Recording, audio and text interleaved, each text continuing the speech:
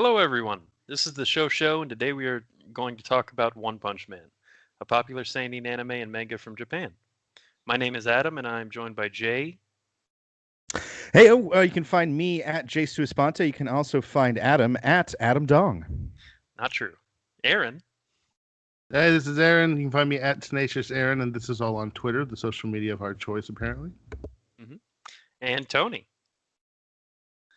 Hello. I'm on Instagram at tpinquite. Remember to check us out on social media at the Show Pod, and if you have any questions you want to send us, send them to the Show TV Podcast at gmail.com. So, One Punch Man is a Japanese superhero franchise created by the artist One. It tells the story of Saitama, a superhero who can defeat any opponent with a single punch. But he seeks to find a worthy opponent after growing bored by a lack of challenge due to his overwhelming strength. It originally started off as a webcomic, and it grew in popularity until being made into a manga in 2012, and then an anime in 2015. I think there's currently 3 seasons released on the anime. I would probably have to describe this podcast after extensive debate with one of the co-hosts, Aaron, as a satire and a parody of the seinen genre. Other popular names in the seinen genre would probably include Dragon Ball Z, One Piece, Naruto, Bleach. What does seinen mean, or shonen? What do those words mean? So it's essentially the demographic that it's marketed to. That's how it's described in Japan. So I think seinen, the demographic for that is youth or teens. But here in America, I grew up on Dragon Ball Z, obviously finding it as a kid, and grew to love the genre. Generally, you'll find like superpowers or martial arts, things like that. Is it specific to like youth or teen males? Generally, yes. Okay. But I think it can go both ways. But yeah, it's definitely a gag comedy. It has some silly moments in it, and at the end of almost every episode, you have Saitama, the main character, absolutely obliterating. My bad. Absolutely obliterating anything that he comes into contact with, but in kind of a clumsy way. Well, you've kind of set the stage, and I would also argue that in addition to being a satire of that type of anime, having watched The Tick, having watched The Boys, having watched a bunch of different kind of superhero satires, I felt like this was also kind of commenting on apart. You cut out a little bit there. Just like it was commenting pretty heavily on the superhero genre. Like I felt like that was a big part of what this show is also kind of making fun of, is how superheroes, at least in the West, are kind of portrayed, and how we kind of, I don't know, there was the organization, there were the levels of heroes, then you had to get licensed, and if you were class C, then you had to work extra hard to keep your license, otherwise you got dropped off the list. And also, I think it was also interesting showing the kind of the same way the Boys did, that the heroes at the top really didn't give a shit about anybody or anything. They just were super powerful and more or less looking for, something to fight, something to do, which I thought was kind of interesting. Cared more about status than they did about helping people. Mm-hmm. It was about self-promotion. Yeah. Anyone else? I feel like Adam and I have been the only one to say anything on the show. I'm really glad you mentioned The Boys, because especially once we get to the point where it introduces the Hero Association, I was getting really, really strong The Boys vibes. Yeah. Since One Punch Man has been around longer than The Boys, do you think that One Punch Man had an influence on The Boys? It's possible, but I think that DC and Marvel had a bigger influence than an anime did. This anime, in my opinion, is very comedic in nature, and that it has like a side of superhero action. So, fun facts, real quick: the Boys comics actually predates One Punch Man by about 2 years. Oh wow. But both of them, they're very similar. They both started out as comics and then progressed on to be a television series. And to speak of the comedic aspects, I can't really tell you why, but I was not expecting this to be a comedy and was very pleased with how funny it turned out to be. The other animes that we've watched had some comedy elements to them, but they really didn't rise to the level of One Punch Man here. I really enjoyed it. What was Were your there favorite any funny laugh out? moment? Yeah, Sorry. what was the laugh out loud moment? There had to be one. For me, I think it was pretty early on when Saitama, he's more focused on getting to the grocery store on discount day than he is with like killing the villain. And like in his super boss fights with the villain makes a comment about, oh, I'm going to beat you up until 2 days from now, which is Monday. And then Saitama realizes, he's like, oh no, that means today's Saturday and it's discount day and I'm not at the supermarket. And then he, gives the gives the knockout blow to the monster. That one cracked me up. Yeah, I enjoyed it. I thought there were some points where I was like, it was like the sensible chuckle gif. That was the way I felt throughout most of the show. I thought like it was a very strong satire, very funny. I will say, for better or for worse, I watched it with Christy and we watched it with the English dub, which was a little weird. I was gonna ask, what did everyone else? Did y'all all watch it subtitles? Did you watch it dub? What did everyone else do? I assume everyone else. Anytime I watch an anime, I have to watch subtitles. That's just Yeah. the voice acting is leagues above, in my opinion. Oh, for sure. Agreed. I was actually unaware that there was a dub option. I thought it was only sub, so that's how I watched it. Well, if you went to Hulu to watch it, Hulu has dub and sub, and the way they do it is episode 1 and 1 are back to back. But when you start a dub version of the series, it will skip all the subs. If you start the sub, it'll skip all the dub episodes. So it just depends on whatever episode you started. Gotcha. Christy wanted to watch it because we had watched Naruto together, and she was like, "But I don't want to read anything." Well, I get that. Aaron, what was your favorite funny moment? so the comment, one of the things I thought, I love patterns, number one, and obviously him trying to figure out what were the opponent.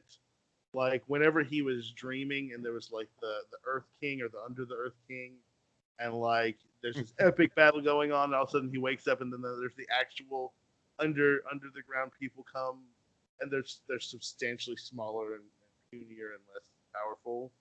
I thought that was pretty funny, but also just like I liked that there was like the land of the king of the air, king of the sea, king of the land, kind of like reoccurring kind of hierarchy that kept on being a part of the story. I was like, okay, so like the last guy was like the king of the sky, which I thought was pretty cool. I will say this: there's one thing that I liked about it is they do that art style where everything is kind of like really loosely drawn, like it's not the hard lines anymore. Mm-hmm. And a lot of the fight sequences, especially with Genos, it was always funny, like because One Punch Man is going to destroy them in one punch, they have to have some combat sequence. So like a lot of the show's combat is like Genos not being able to, and then Saitama just coming in and so but I like the art style that they did for the combat. I definitely appreciated that it like you just said, it sort of downplayed the combat in some ways, because a criticism I've had of previous animes is when it just devolves into monsters or robots punching one another, I completely lose interest. I don't care about that. But here, they did a much better job of holding my attention and not just having it be 20 straight minutes of a uninteresting fight scene. Mm-hmm. What yeah, it does, most of the. Oh, sorry. Go ahead. I was gonna say what it does better. Like I don't know. I've seen the first season of One Punch Man. I think I watched it when it was new, and then I think I rewatched it not too long before we picked it as a show. But I feel like it's one of the ones. If I was going to recommend someone that hasn't watched any anime to watch, or if they liked like DBZ, Dragon Ball Z, or those shows back when they were in middle school or whatever, I think I watched on Toonami after school or after middle school is when I started watching it. For sure, that's a throwback. But like Dragon Ball Z, it's like 3 episodes of like every time they fight a little bit, they're like, "Oh, that was a good warm up," and they have like a 10-minute conversation. Like this is like all the best parts of Dragon Ball Z, which is the fighting, without all the filler crap. So that's what I really appreciate. And if I was gonna answer the funny part, I liked it when the whole episode he's trying to kill like a normal mosquito, can never catch Yeah. it, and then like the boss mosquito is like super powerful, about to kill Genos, and he's like, whoosh, slaps like like a blood explosion.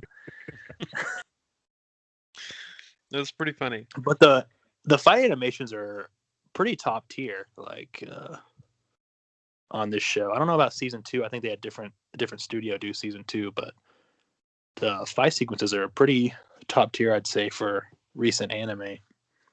I thought it was really good. I really enjoyed it. It's Had- interesting because. Oh, sorry. No, I was just going to ask, had all three of you guys watched this before watching it now? Yes, I had not seen it. Okay. I have read up to the manga, and trust me, it does get better. I wish they'd release more seasons, but I won't talk about that. I found the art style kind of interesting because at moments, it almost got kind of lackadaisical, I think, for comedic effect.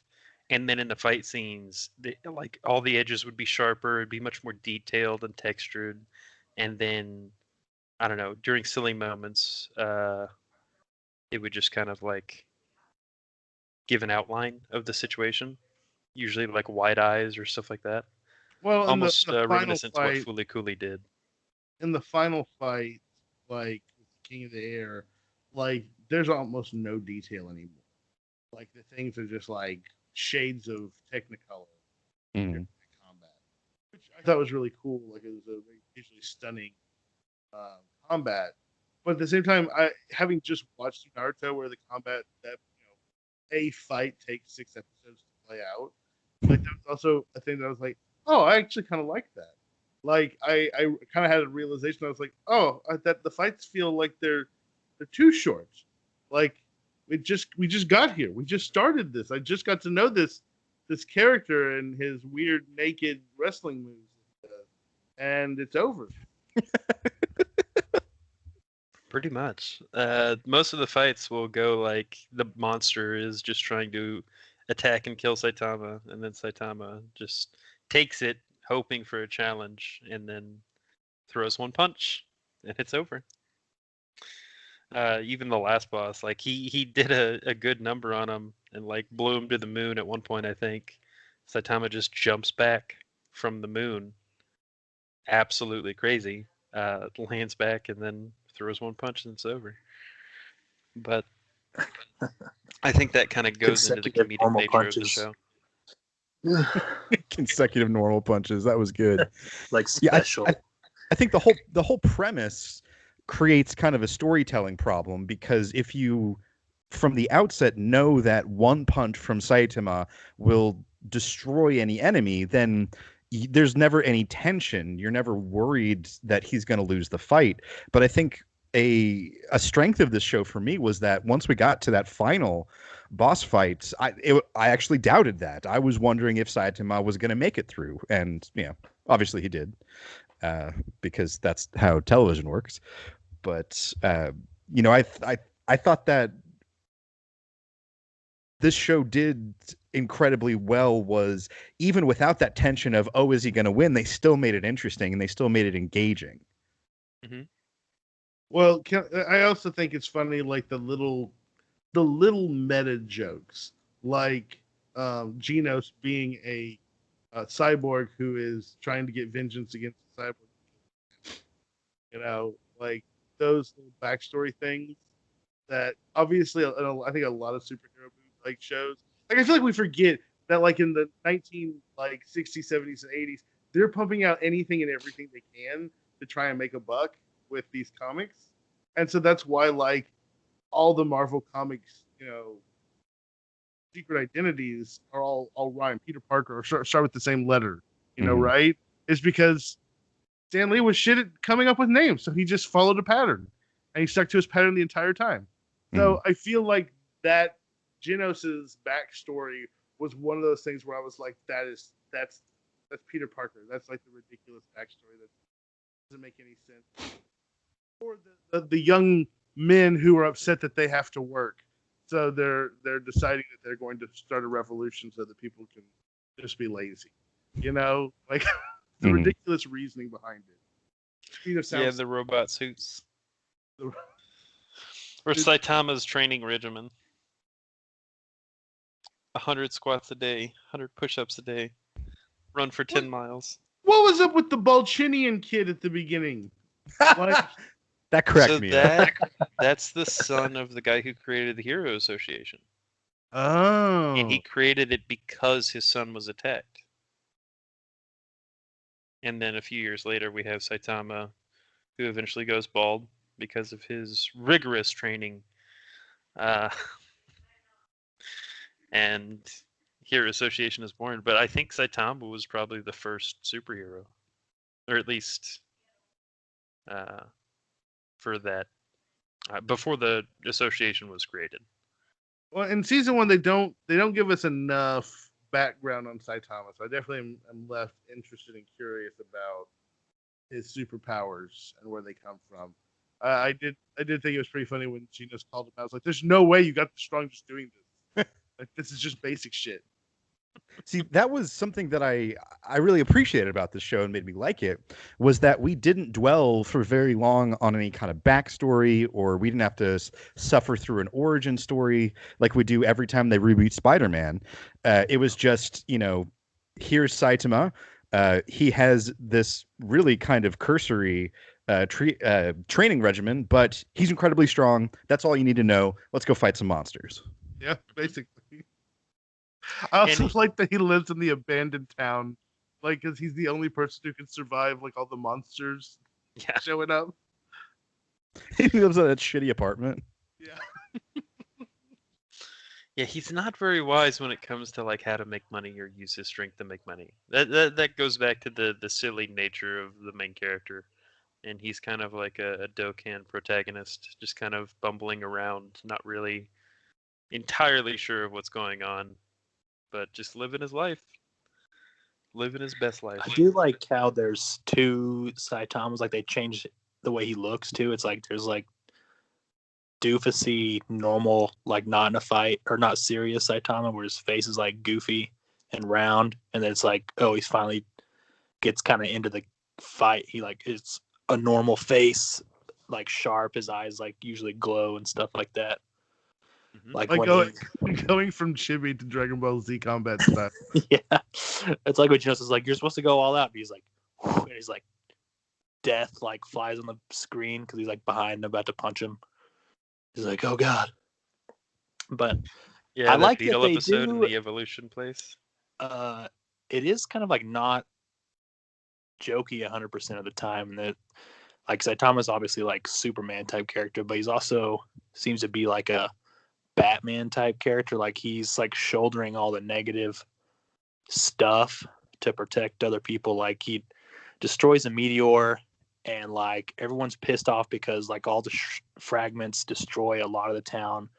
But like the meteor itself would have vaporized everybody. Like everyone would have died instantly if he didn't do it. And then also like they're fighting that big King of the Sea fish monster guy, and basically no one's strong enough to do it. And he like one hit KOs him, and everyone's like, these heroes suck. They're losers.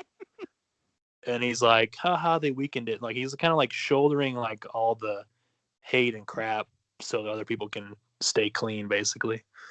Mm-hmm. He was being a good, compatriot with regards to that. The survivability of other superhero friends or co-workers, I guess you would call them. He's like, yeah, that was one of the parts where I was like, the character of Saitama is really, really good. Like, I really like his character. He's a genuine guy, and he's doing something about the less fortunate, which I thought was great. Yeah, I'd agree with that, but I think something that the show was lacking was a lack of characterization and a lack of arcs and a lack of what's the word? Character development. Is Saitama, he's basically the same at the beginning as he is at the end. No one really grows or changes. The story just kind of happens. Mm-hmm. And I will say this is the first season, and there is a bit more growth later on that I don't want to get too deep into, but it does kind of expand things, but it does it in a way where there's never an episode saying, hey, here's what happened, here's how this works.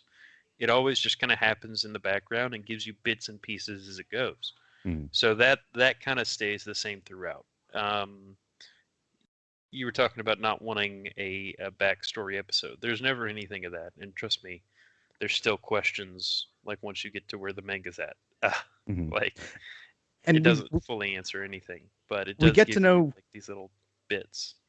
But we get to know Saitama, we get to know Genos a little bit, but we don't really get to know anybody else. We really have two main characters and then a bunch of very small side characters, like the guy on the bicycle who also cracked me up.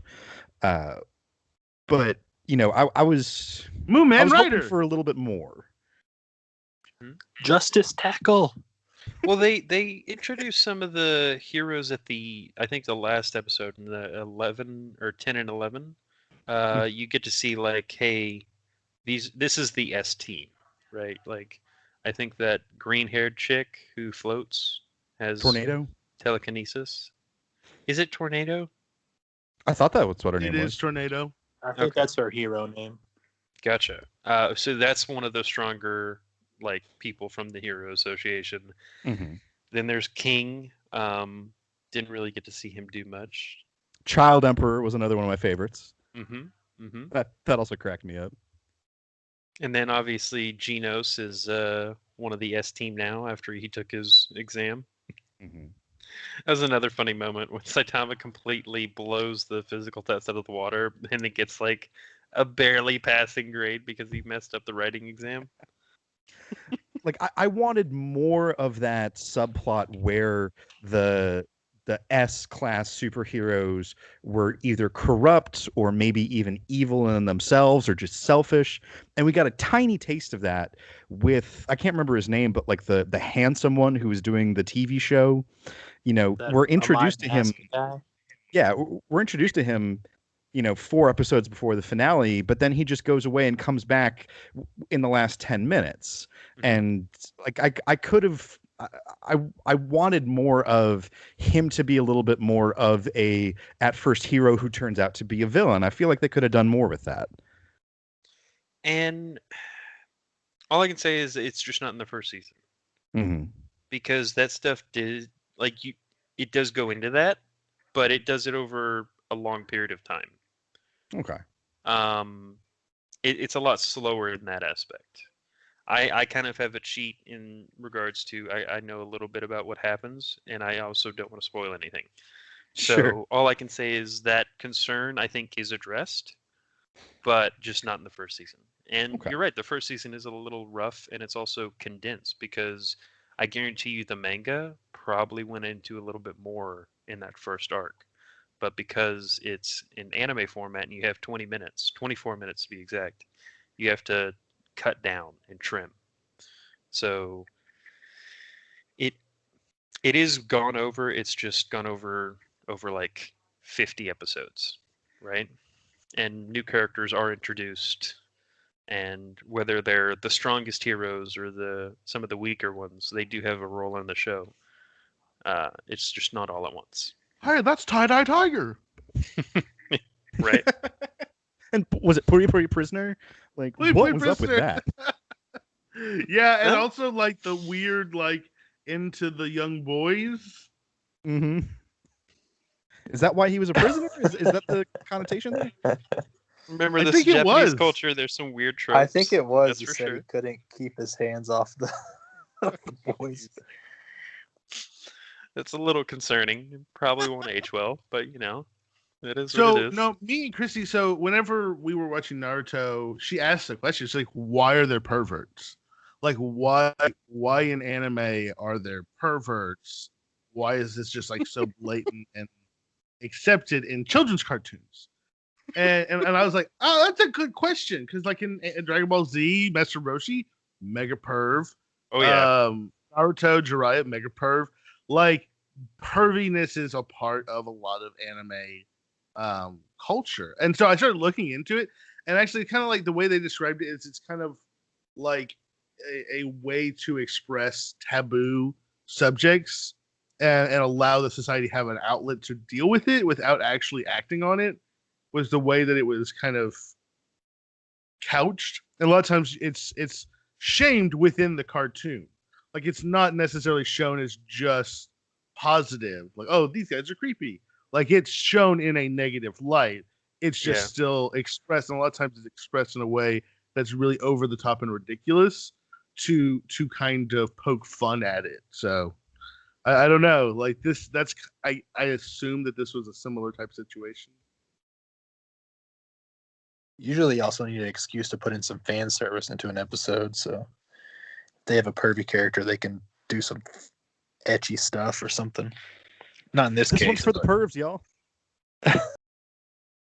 Let's hear it for the pervs. But speaking of society issues that crept in, I'll admit that a lot of the satire and the what's the word? The other was used. Parody elements went over my head because I'm just unfamiliar with the genre that they're parodying. But something that also really got me was the threat levels, where it was dragon or demon or tiger. That really made me laugh because it reminded me so much of the Terror Watch levels here in the United States, whether it was green, It's orange. or orange or yellow. Because like, what the hell do those colors mean? That's not a scale that I know. Like much Yep. like tiger or dragon, or it feels completely arbitrary and just meant to make you scared. Mm-hmm. I think that's pretty appropriate. Threat level, God. Yes. I'm a big That fan would of be Threat Level Saitama. Midnight. One of the parody elements would be like, remember the last boss fight? The alien comes down and he has like this form on his throne, and then he switches forms, and then he switches forms again. That, in my opinion, is directly parodying Frieza from Dragon Ball Z, Yeah, for sure. who just this is not my final form. You haven't seen all my power. You haven't just like- even seen my final form. Yeah. And I guess you're right. That's something you probably only get if you watched Dragon Ball Z, but it's kind of funny. I think Jay, even the comedy part you liked, like that's a parody because there's always like the hero's always getting like beaten down. They're having like an internal monologue, like, "Oh, how did I not realize this before?" Like, oh, they have like some sort of like inner monologue while they're getting the crap beat out of them, and then they have a revelation and come out of it somehow, and they're stronger all of a sudden. It's a bunch of bull crap, but then that's what kind of made that extra funny. Is like he's like it's setting it up exactly like that. He's like, "Oh no, how could this be? How did I not realize?" And then it drops "It's Saturday, no." My favorite comedic moment was the evil scientist who gives like super steroids to his brother, makes his brother grow into like a massive giant, and then his brother ends crushed up by his slapping brother? him. Yeah. That was so good right at the Like, beginning. kill the one on your shoulder. Just dramatic pause. Slap. What did you do? Nissan. Oh my gosh, that was hilarious. Love that episode. I love I- that they didn't hold back. Like, I love the wide scale destruction. Oh yeah. Just like you really got a sense of how, I guess, powerful and also just like how much damage stuff is taking. That aspect definitely reminds me of the boys because it's not so much about, hey, make sure everyone's okay. It's, hey, stop this threat at any cost. And then cities are getting destroyed left and right. Massive craters forming. So it's not so much like the Superman aspect of, hey, no one can die. No. People definitely die. People definitely die in this show, and it's not afraid to just be like, yeah, it was a dragon threat, you know? In that regard, I was a little disappointed in the ending, the way that they left season 1, because they basically just did a little like 90-second monologue where they're like, yeah, City A was destroyed, but they rebuilt it with roads going in and out of the new Impenetrable Hero Association headquarters, and la la la, everyone lived happily ever after. Mhm. And it was just a little truncated, a little unsatisfying. I get that. I get that completely, and that's kind of my problem with animes in general. Is it's the same problem you have with TV shows that are modeled after books. Anybody who's read the book is going to go, well, they didn't explain X, Y, and Z. It had so much more to it, and it just kind of comes down to they're restricted by time. They have to pump out. They only had 11 episodes to explain probably like 40 chapters of a manga. So Another problem with anime is like usually seasons are one, they like never know if they're gonna get another season, and two, it's like half the shows are just promotional material to try to sell more manga or light novels. Buy our So toys. you kind of have to like throw as much story as you can because you don't know if you'll ever get that next season. Well, this one did, but I think that's like also a problem is they only get once, or they think they only have to treat it like they only have one shot to do as much as they can, and usually that is how it is, which sucks too. If you, especially if you like one, you're like, oh, when's season 2 coming out? Never. It was just to sell more books or DVDs or something. mm-hmm. Which always sucks when you get enveloped in a show and then it's like, oh wait, they canceled it? What? But luckily this is not the case, and if you are interested in One Punch Man, there's plenty of more content to check out, whether it be in anime format or manga format. I think the manga's up to like 130, 140. So a lot of chapters there. It's hard. It's hard to read. Like, I do enough reading for work. It's like, oh, do I really want to sit down and just read something? It's easier to watch a show. Man, I hear you there. What did you guys think of the music of One Punch Man? One Punch! I think it was like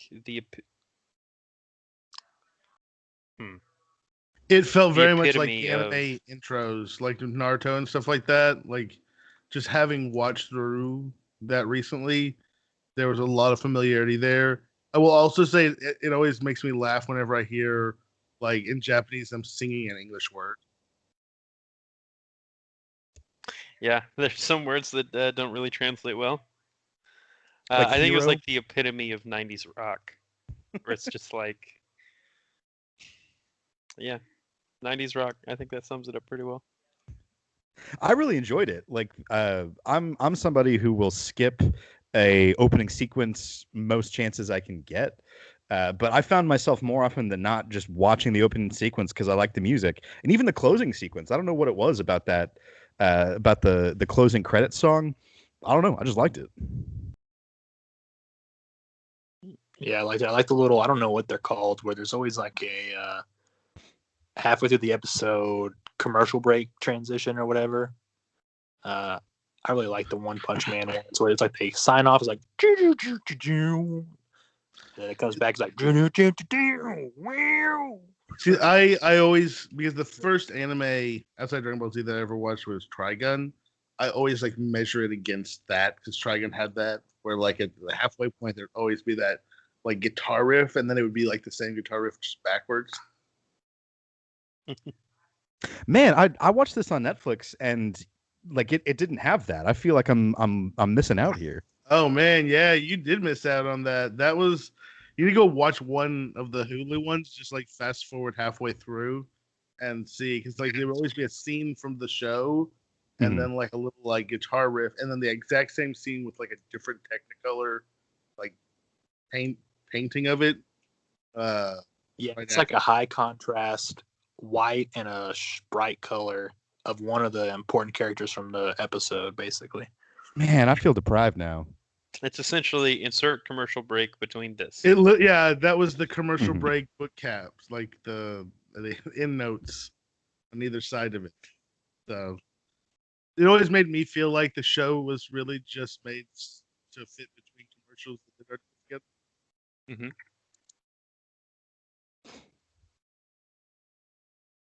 Are we? So I guess are we ready to do scoring? Let's get some scores in on this. And Adam, this was your show, so I'm going to let you lead off. Okay.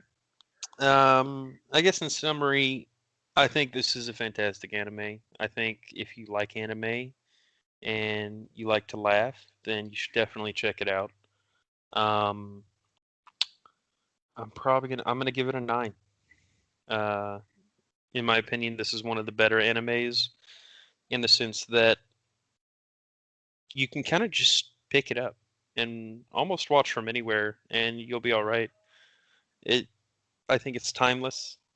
It there are some parts that probably won't age well, but overall, I think it will.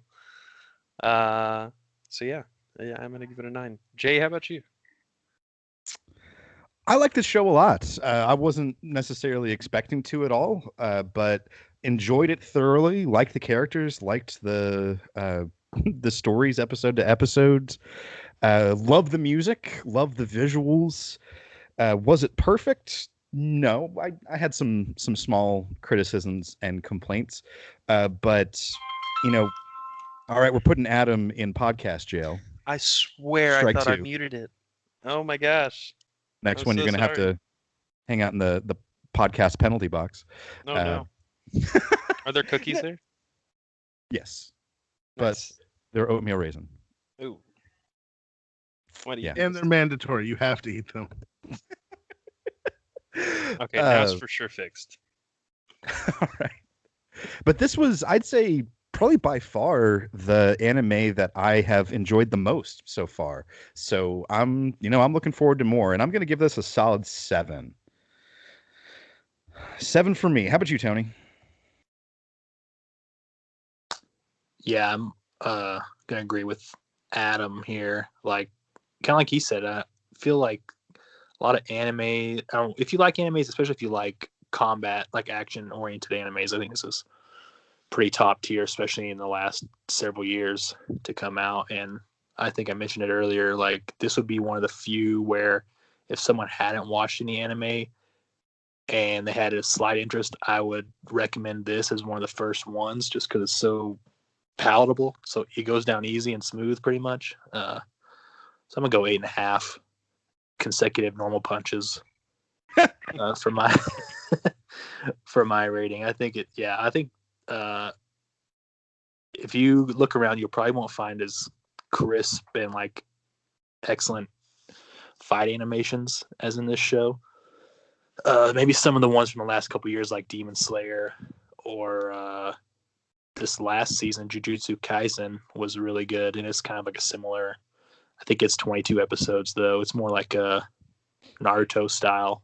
So maybe check that out, Aaron. But yeah, it's my rating 8.5. All right, that leaves us with Aaron. So number one, the fact that I thought it pulled off the parody, the satire. I thought that it was very well done. It was funny. It was entertaining. I didn't take it serious, which is, I think, the whole point, of the satire, while being able to kind of have the sensible chuckle at the meta jokes that um, kind of hammered on some of the stereotypes that people love and hate about anime culture, anime, long running action anime, superhero genre, and the like. So this to me, excellent. Would suggest, would recommend. I'm gonna go with probably an 8 consecutive punches, because I felt that, unfortunately, and I think this is just what Adam has already pointed out, because it's an anime form, they cut some stuff out that I feel probably would add a little bit more foundation and a little more kind of explanation to what's going on. I felt like the first season kind of felt a little condensed, if I'm being honest. But that condensed aspect didn't take away from the entertainment aspect. I just wish that they had. See, this is what's frustrating to me, and this is be my little soapbox here at the end. Having watched long-running animes where they, throw everything in the kitchen sink and then make up a whole bunch of other things that are not in the house, to fill time while they wait for more of the manga to be written. Like, why would they cut anything out of One Punch Man, knowing that some of these shows run for, 500 episodes? Like, how many, if they included everything in the manga, Adam, how many episodes would it be instead of, 12? It's not the same story. It's hard to say because some of the chapters for One Punch Man can run kind of long, looking at like 70 to 80 pages. So it can be a little hard to say. Also, they may have been constrained because this was originally a webcomic, right? Normally, you have a light novel, and then the light novel is made into a manga, and then the manga is made into an anime. That's the traditional format. This was a webcomic first, so it was essentially already a manga, and then they kind of like remade the webcomic into a manga because it didn't look that great. So the art was poorly done. So they got an artist that remade the manga. And as far as I know, the webcomic's still ongoing with the kind of lackluster art. So that being said, they may have quite a bit of content, especially if they have to fit it into 20 minutes and animate it. That being said, I don't think there's any filler like throughout the entire show. Or manga for that matter. So honestly, they probably could have done a 16 to 20 episode season, which is a little untraditional for Japanese anime, but 16 to 20 episodes, I think they could have fleshed everything out in the first season. A lot of the Naruto seasons are 20 episodes, 25 episodes. There's exceptions, but like if we're talking like just a standard anime, usually it's either a 12 episode run or a 24 episode run with like 1 or 2 OVAs if it's a 24 episode run. And then what's an OVA stand for? Oh crap. I know this. I think it's original video animation. Yes. So it's not necessarily a part of the arc or canon, although it can be. But it's just kind of like an extra or a bonus episode they have tacked on at the end. Usually they have to go to hot springs or a beach for some fan service. Yeah, that can also happen. Nice. Well, strong ratings across the board here. And we've got an average rating of 8 and an 8th, 8.125. Which puts us tied with Atlanta season 1 and How to Sell Drugs Online Fast season 1, within probably looks like about top 8 of the shows we've seen. So top quarter, just below Doom Patrol and just above Maniac. So strong showing for One Punch Man. So are we ready to spin? Are we ready to pick our next show? The wheel I'm going to of leave myself Pandemonium. out of this because No. We've already come up with the rule. You have to get selected twice to be pulled out. It's just looking at the list. The last 2 were you, and then the 2 before that were me, and then it was Jay. We already came up with a I want to rule. leave myself out. I'm sorry. We came up with a rule. You get 2 in a row, then you pull yourself out. Is everyone agree? This was what we had discussed. Them's the rules. Okay. Because honestly, I just feel like you don't want to put up one. Because No, I can put up one. I have one in mind. It's probably going to be another anime, but I have one in mind. All right. Well, anyway, who's got things in mind? Anyone? You said you were staff flat. I just changed it. Staff flat. Was I that have yours, Shay? This time, actually, I'm going to put up season 2 of Miracle Workers. It's become kind of an anthology show where each season is in a completely different setting with the same cast, but playing completely different characters in a different setting. And the first season, it was all right. It kind of bumbled along. It was cute. But the second season, loved it. And there's a third season coming up, so I felt like it's a great time to do season 2 of Miracle Workers. Is there a specific platform that it's on that we need to watch it on? It's on HBO Max. HBO Max. That's Mhm. what I everything's believe on it's HBO hosted on Max your now. face. Everything's on One day. HBO Max now. True. Okay. I'm gonna put WandaVision into the basket. It is a series based around Wanda and Vision from the Marvel Universe, Nice. and Wait, I don't. is that where fully- they got the name? Yeah, I think so. So it seems a little interesting. I've watched a little bit of episode 1. I kind of want to see where it goes. So I'm going to put that into the basket. I think you can watch it on Disney Plus. It is on Disney Plus. I'm putting up Garth Marenghi's Dark Place. Why do you And hate? I'm pretty sure it's only on YouTube. Why do you hate me? There's only 6 episodes, 23 minutes each. You guys can get over it. Why do you hate me? All right, and then Tony, I'll go ahead and share the screen. Well, to be honest, I outsourced this one because I was trying to think of a show, but I couldn't think of one that I hadn't already seen. But one of my friends suggested Undone. I think it's on Amazon. Seems pretty interesting. Has kind of a interesting kind of cell shaded, but also live action kind of trippy vibe going on. At least from the trailer. Okay, so here is our thing, and I'm going to do a quick shuffling so that there's no accusations of impropriety. Wouldn't it be funny if it ended up the exact way it was entered in? Possible.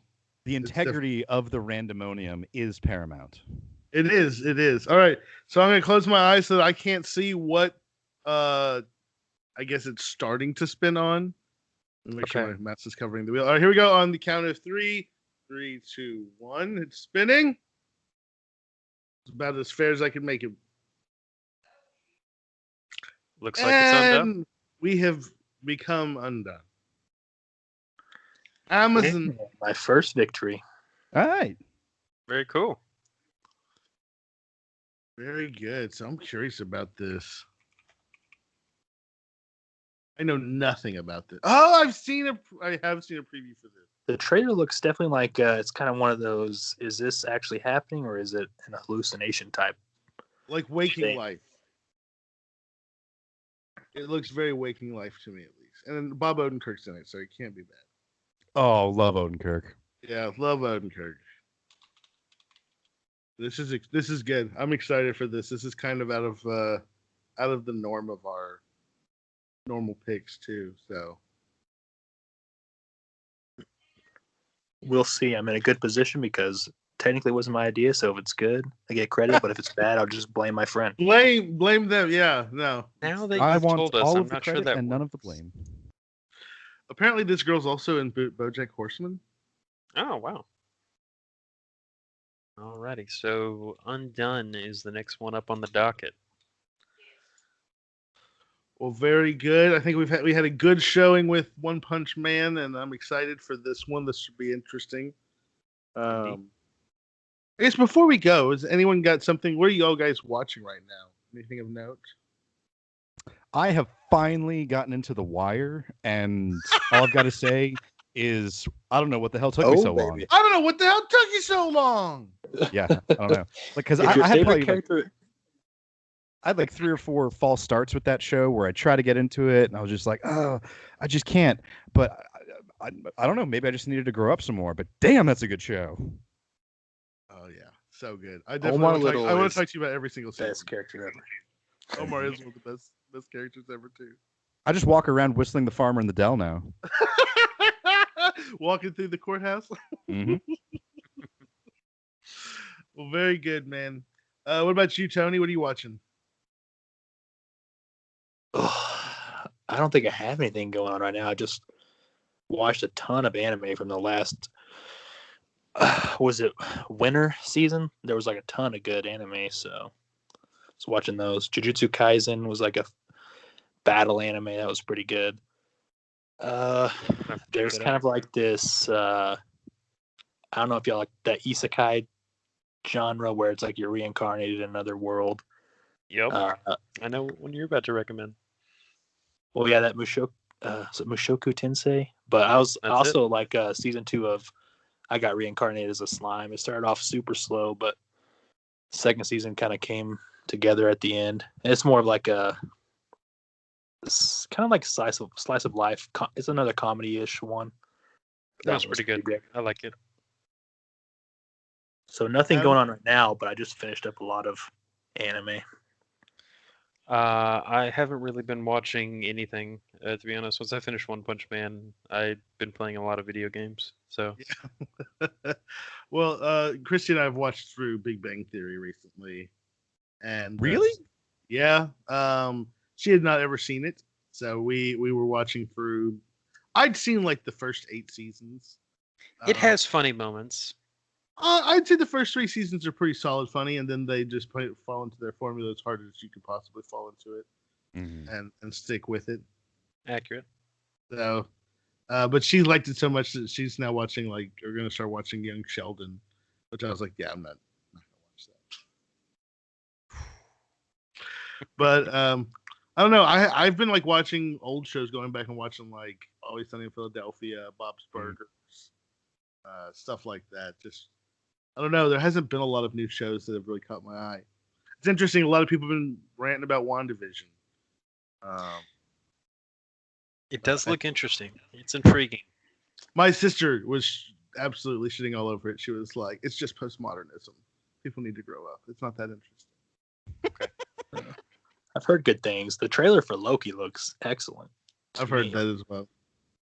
I think something we should consider watching in the future is a little show called Call Me Kat, which is a new show featuring Mayim Bialik from The Big Bang Theory, Amy Farrah Fowler. It looks like it might be the worst show ever made. And I would just really love to rip it apart with you guys. Have you ever watched Blossom, which is also her? It's like her first show, and it's like an 80s sitcom, and it is pretty horrendous. Christy made me watch like the first 10 minutes of the first episode, and it was like super awkward 13-year-old girl humor, and it was rough. Maybe with our shows, we could pick like a super bad movie or something. That way we can trash the movie, even if we like our show. Yes. And it's not as big as a time commitment of watching a whole season of a bad show. I'm okay with that as long as we all watch it at the same time together. And we rip it apart like... Can I say this? Movie Mystery Science Theater? You can say anything you want. But we can put it in the donor feed for all of our supporters on Patreon. What I will say is that what we could do is we could live tweet it, and Adam Dong can finally go live with his first tweets. Yeah, that Twitter user should definitely go live, whoever that may be. It's you. It's not, though. One day, ladies and gentlemen, he will admit that it's him. It's never going to happen. All right. Well, it is you. I saw your Venmo payment receipts in the comment box. Must be somebody else. I don't know what you're talking about. Alrighty, ladies and gentlemen. Well, this has been the show, and we are signing off. Remember, if you want to check out our social medias, at the Show Pod on Twitter, or if you have any questions, the Show TV Podcast at gmail.com. Send your questions to us. We will answer them. Y'all have a good one.